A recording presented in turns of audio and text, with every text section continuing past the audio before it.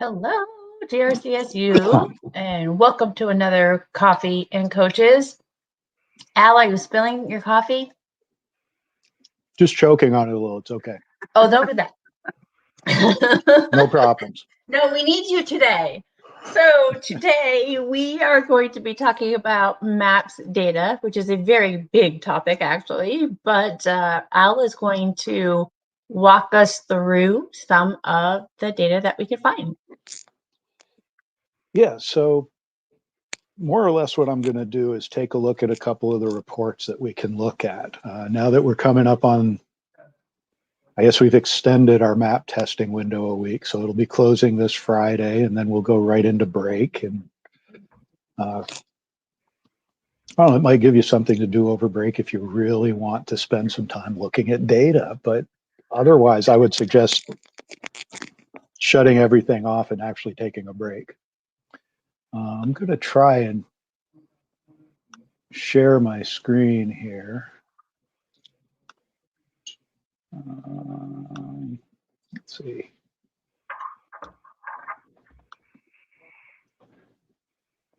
And show sharing the screen. Yay. Does everybody see that? Oh, I see some data. I saw some data too. I saw data, Al. Yeah, there's data. So we've got data there, and I'll give people bonus points if they can name the cat. Ooh. Yeah. Okay. Anyway, moving on from that, this is more like what we're going to be talking about. I had to get my geek humor in there just a little bit. Okay. So a lot of us are familiar with this screen. I've already logged into the map. Well, let's make sure that I'm still logged in because it does time you out. But I've already logged into the main map home screen. So if I'm a teacher and we've just finished map testing and I want to know what's going on with my class, the first place I would go is over to this menu and hit Map Growth Reports. And give it a moment to load. And then the list of every report that MAP will give you shows up. And as you can see, I'm scrolling down. It's a long list of stuff. Most of us don't need to worry about all of that. But if I wanted to get a good idea of how my students in my classes were doing, there are a few reports that I would suggest looking at. And, now's as good a time as any to remind us of which reports those are. The first report that I have seen people use is this class report. The class report is okay. I'm not going to spend a lot of time talking about it. It is a basic table. And for people who want just a basic quick look at scores and maybe, some idea of where their kids are at, this is a great report to go to, but there's a lot more information elsewhere. And as I talk about these, I am not going to go into specific reports because then students' names get in there and we won't be able to actually publish this as a recorded session for people to go back and look at later. So with each report, and actually this is something I've never really pointed out to teachers before, but each report, before you get into the report, you can take a look at a sample of each report to give you an idea of what it's going to look like when you bring it up. This student profile report, if you want to look at individual student performance, is the best report that the NWA has put on their site. This example report, it breaks everything down. There's a little explanation off to the side of what each section is and what's contained there. For me, the greatest part of this is I can go in and I can look at my students' performance going all the way back to when they first started taking this test. So there's longitudinal data. You have tabs for math, reading, language usage. You have a little section that gives you some comparisons for how they're doing with their growth percentiles and their achievement percentiles. You have a section that shows you strengths and weaknesses. Usually up at the top, it gives you an area of focus for a student where you might need to reinforce concepts. Down at the bottom, these are the student's relative strengths, things that they could really leverage in some assignment that they might have coming up. And over here on this side, you can get into actual growth goals where you can work and conference with your students to set learning goals moving forward from this point on.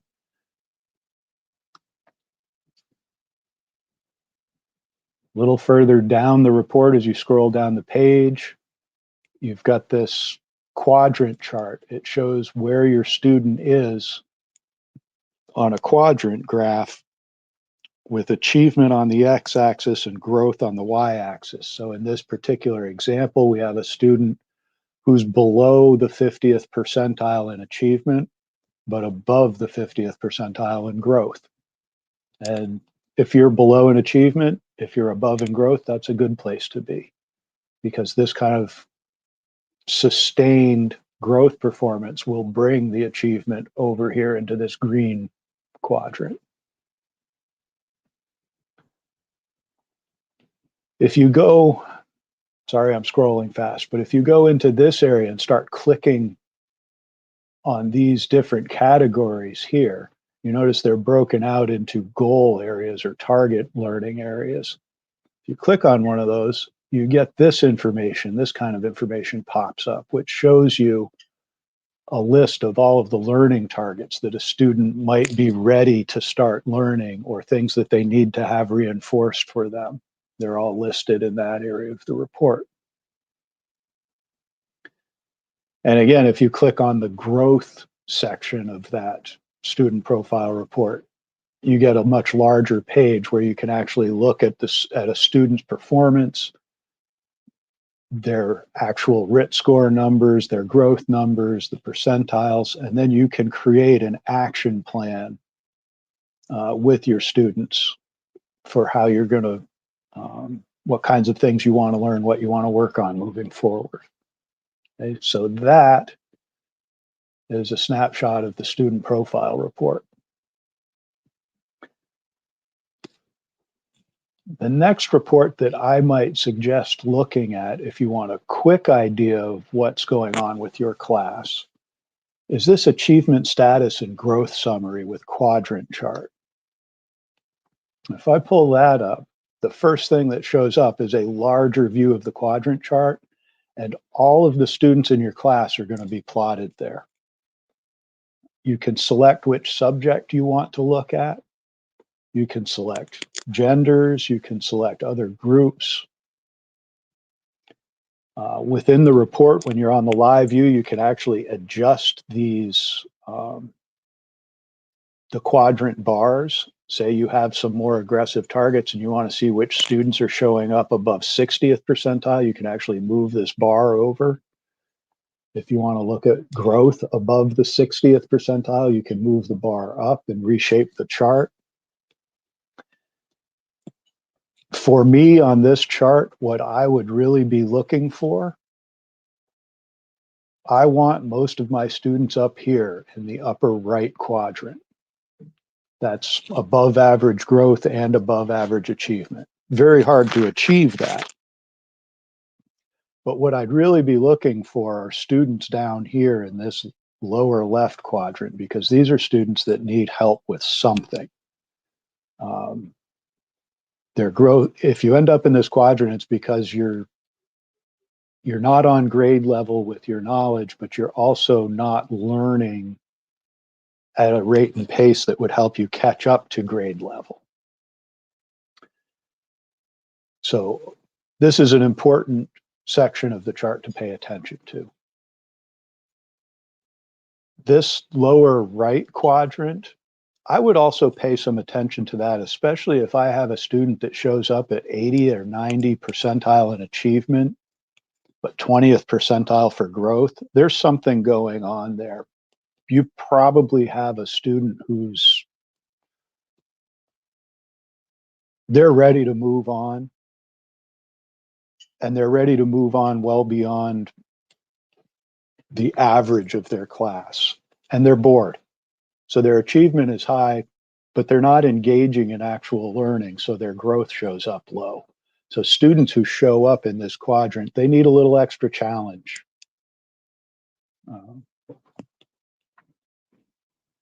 I have a question about that. Sure. Is it possible that a student, let's say we have, they're a second grader and they took the K-2 reading test. Is it possible they could be in that lower right-hand quadrant if they actually should be taking the 2 to 5 instead? It is possible that they could end up there if they have learned to read to a certain level. You know, say they do a lot of reading at home or something like that, but that's all they're doing is reading grade level material, and they're not being challenged. Because what happens with this particular quadrant is you're getting students that are reading above grade level. But if they're not being challenged beyond where they're at, they're going to show no growth.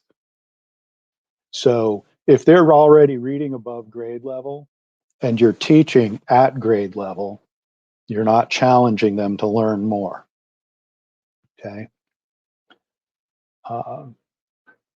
The challenge with that is then finding material that is grade level appropriate, but still challenges their reading ability.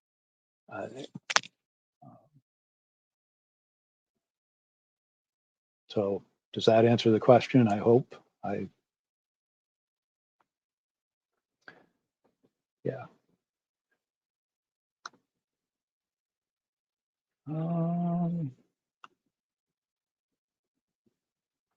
Interesting. So the next piece of this that I want to show us is this class breakdown by RIT goal and projected proficiency. This is yet another report. I like this report for a number of reasons. It is heavy on tables, but what it shows you when you first enter the report, it gives you all of the different tests together in one chart. So you have math, reading, and language usage. We don't actually give the science test, so that column won't, or that row won't be there. But it gives you an idea overall where your class groupings are. So if you're teaching a class and you see that in math, you have a large group of students performing down here, and you have some in these ranges, it just gives you an idea of what scores these students are ready for. You notice these headings of the rows are blue and underlined. That means they're linked to other data. If I was to click on one of those, like in this case, we're going to say we clicked on the reading tab. It breaks down the reading test by goal. So now we have literature, informational text, vocabulary acquisition, and use. And it gives you an idea within these skills where our groupings actually are. So under literary texts, literature, we have a student that's a little further down the learning continuum than, say, these groups. If I continue to click on these, it brings me to another report called the Learning Continuum, which isn't actually on that next page. But up here is the Learning Continuum. So in this case, I have a sample of the Learning Continuum. So you have the RIT score range over here. Then you have your students that have appeared in that range. And as you move down, what you can see is that it gives you an idea of skills that that student and this RIT range is ready to work on or needs to have reinforced. And for each student in a category, it will give you a list of particular skills that they're ready to work on. You can use this in a goal setting conference with a student. You can use this to plan the curriculum for your classroom. You can see I have a number of students that are ready to learn these skills. And then I have a student back here that's ready to learn this skill. You can figure out which skills you need to teach to catch up these students to the rest of the class. You can figure out which skills you need to teach to challenge students that are ahead. It's just a great planning guide for a teacher to be able to use in setting up their curriculum. And this class breakdown and the learning continuum are linked together by all those links. So they play off each other as you're exploring through the data. And I would really encourage you to spend time with your class looking through those two reports if you really want to get into the details of skills that students need to work on or what they're ready to work on. Al, can I stop you for a second again? Sorry, I keep interrupting you.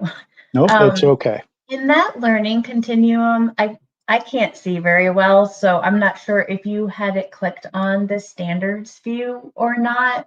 The But I just example, wanted to, right up at the top, does it give it by standard or does it?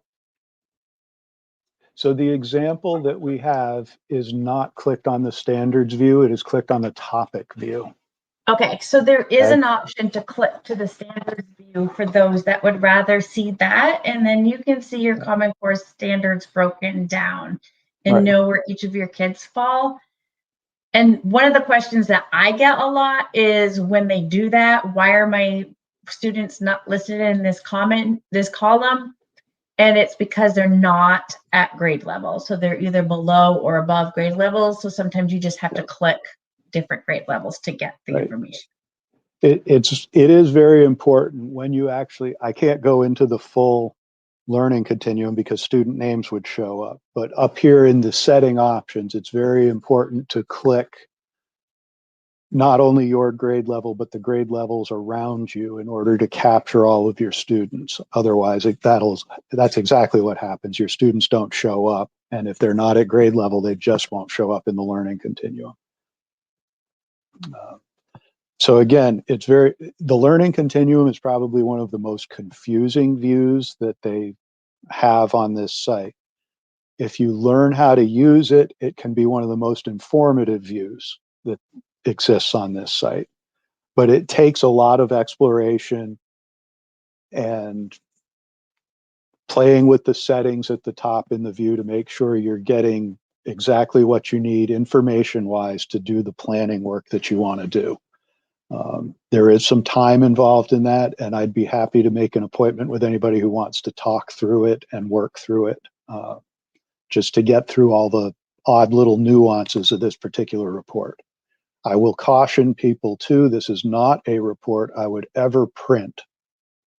If you try to print this report, you'll get 36 pages of learning continuum. And it really won't do you a whole lot of good to have the hard copy. You're better off just going into the report on the NWA site and scrolling through it online. Other reports you might want to print off sometime to,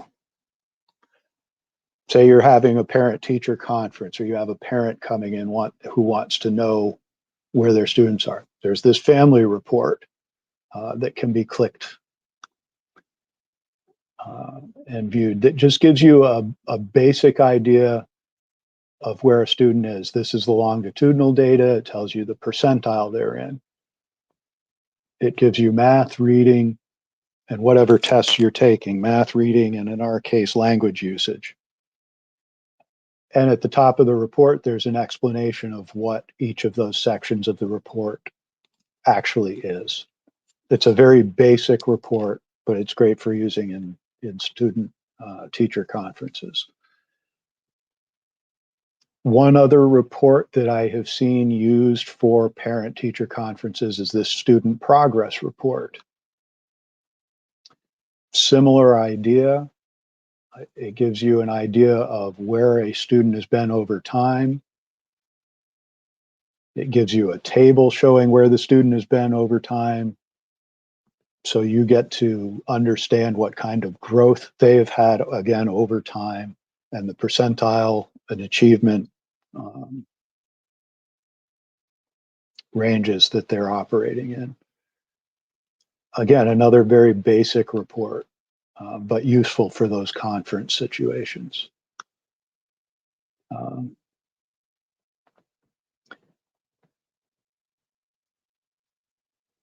I'm not actually going to talk too much about this. There is a worksheet here for conferencing with your students to do goal setting. This is one tool that's provided. I would recommend that you do goal setting work under the student profile report instead, because there's so much more information there. It's still individualized to the student. And there's a section where you can just type in whatever goals you come up with your student, unlike here where you're looking at the worksheet, but then if you're going to write anything up, it's a handwritten plan that then somebody would have to go back and enter into the system if you wanted to keep track of it. It can be a useful report. It's just not something I would use. Okay, having gone through those few things, are there any questions that people have? I'm going to stop sharing my screen. I have a question, Al. In regards to the RIT score, I am assuming that what is considered meeting, approaching, grade level, that range of scores differs by grade level and by content area. Is there a place to go look to see if I teach third grade or fourth grade, what would be considered meeting for my grade level in a specific content area compared to just thinking about that student planning, and I forget the name of the report, but where you're looking at the breakdown of your class, how to know which of those scores fit in with meeting, approaching, just for planning purposes. Yes, there actually is a place you can go, and let me see if I can do this. Can I make comments? There is a link to a report. I'm going to try and share my screen again because I want to show people.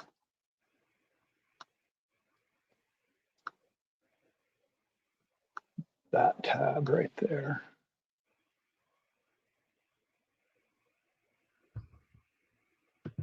So we have for this year, they've renormalized the test. We have new normative data. So this is the 2020 MAP growth data overview. And as you scroll through this report, what you come to, these are the 2020 normative RIT score charts. So what we're looking at here, this is for reading student achievement norms. It's different for fall, winter, and spring. And you can look and see that if you're a second grader, your typical normal RIT score is 172.35. So that is the national mean number. So what that's saying is if you hit 172.35 in the fall as a second grader in reading, you are at the 50th percentile for reading. Okay. And then there's a standard deviation column for all of these. So we have this data for reading, for math, and for language usage. You can see that if you follow the second grade column over, in the winter, that score goes up to 181.2. In the spring, you should hit 185.5. So there's a range for the school year that tells you what growth ought to look like on average for this test.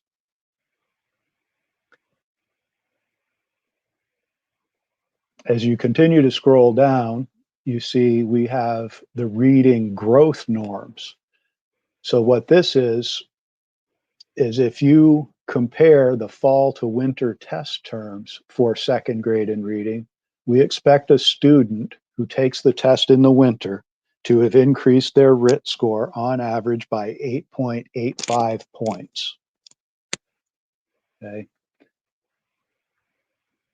And again, you can follow that across. When you look at winter to spring, you can see that it's only a 4-point improvement. If you look fall to spring, you're looking for a total of a 13-point improvement.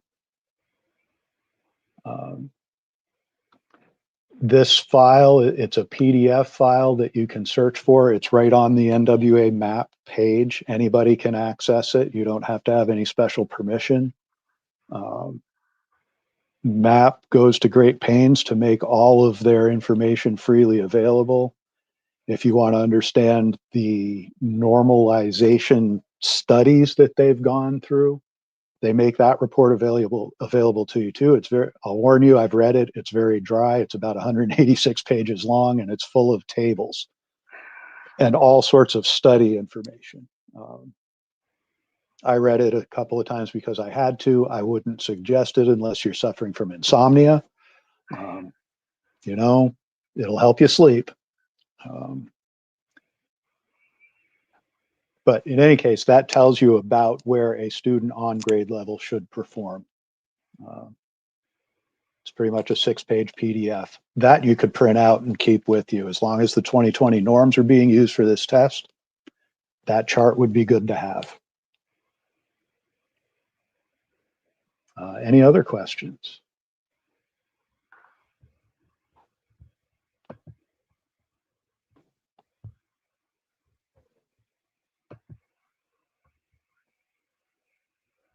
Wow.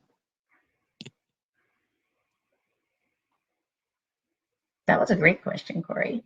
Yeah. No, that was a fantastic question.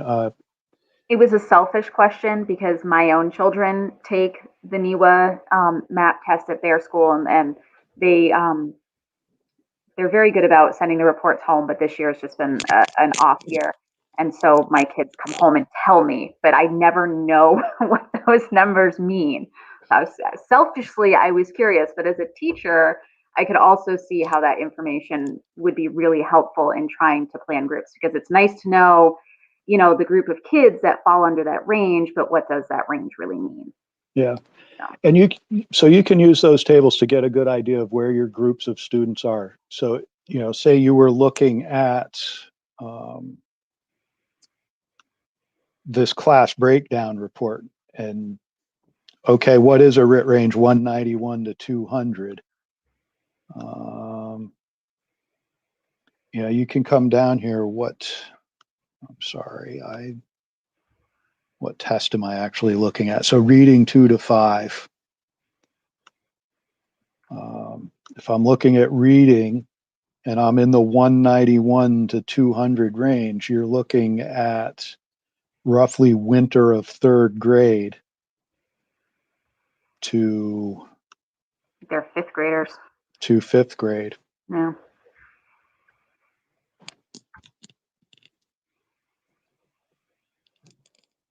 Lisa has a question. If a teacher has 20 minutes to spare on this one day, what would you suggest they look at first? If I had 20 minutes to spare, I would probably start with this class breakdown sheet, honestly, because it gives me a good idea of where my students are in those ranges. And then I can click on individual things and follow it through if I'm curious as to what skills they're ready to learn. I have 2 answers to that though, because I'm like that. I'm kind of a geek when it comes to the data.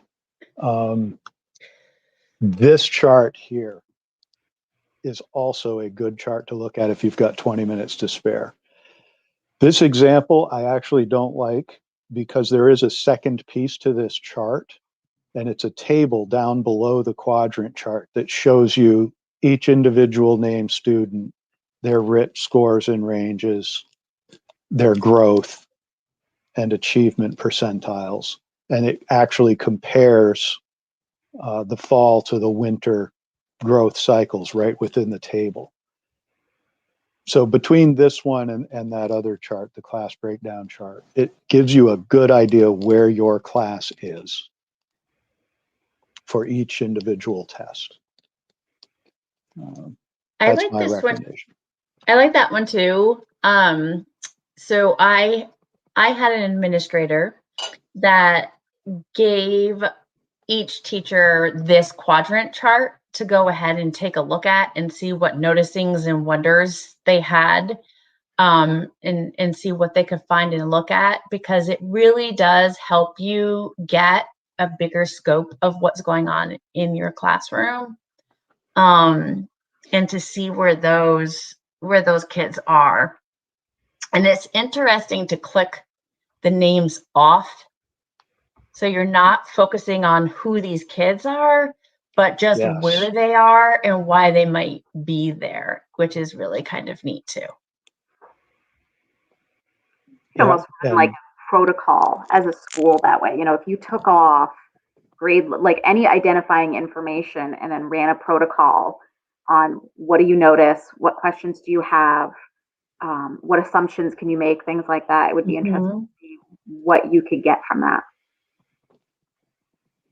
Yeah, and as a classroom teacher too, if I'm doing this exercise on my own, one thing that I might do is take those noticings and wonderings and take those points and then go into the student profile report. And if I have some wonderings about a few students after I've looked at this quadrant chart, you go into that profile report and look, okay, what are their strengths and what are their weaknesses? What are those skills they need to have reinforced? And how can I come up with a plan to help them reinforce those skills?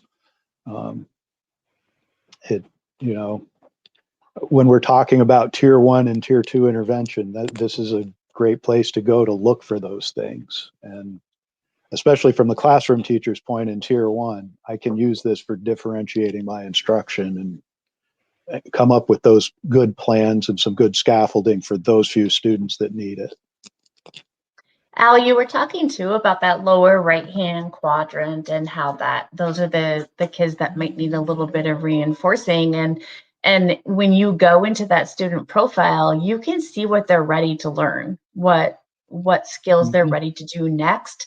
So you could take those and offer your students some materials to go ahead and get challenged.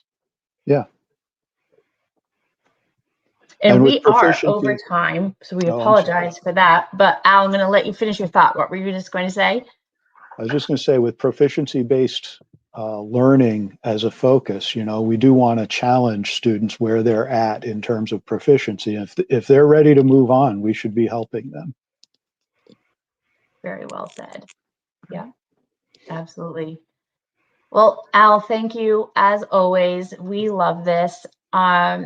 Do you want to share Data's cat's name, or should we let them keep wondering? I had to look it up, I have to be honest, and I'm a Trekkie fan. So for anybody wondering, Data was curious what it would be like to have a pet, and he settled on a cat, and he named his cat Spot. So that's Data's cat. Nothing like Schrodinger's cat or anything. So just okay.